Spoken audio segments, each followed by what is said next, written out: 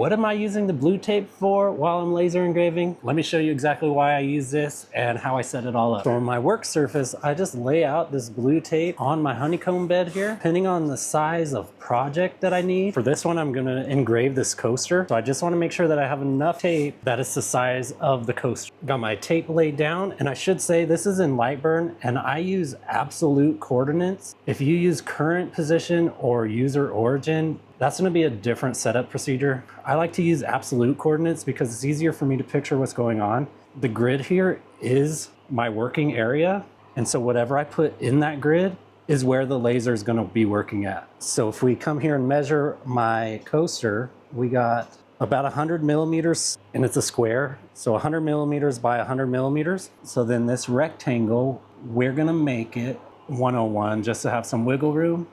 So now we got the size of our coaster in our working area. So now I'm gonna hit frame and make sure it frames where the tape is gonna be at. I can see I missed it a little bit. So since I missed it a little bit, I'll just go ahead and move this over and there, right there, hit frame again. And since that all framed up good, I'm just gonna hit start and it'll cut out my square for me in my tape. And now we just peel out the square, and then now we have a square that will fit our coasters. And now this rectangle, we just leave it here, but we put it into a T1 or T2 layer. That's now a reference line. It's not gonna engrave that line. The most important thing of doing it this way is to make sure that your laser does not move from the table at all. That's the only way it's gonna stay lined up. But doing it this way allows us to just drag our images into that rectangle, shrink them down to the right size, put them directly in the center. Now we know exactly where to put our material, and when we want to do another one, we just load up another blank one,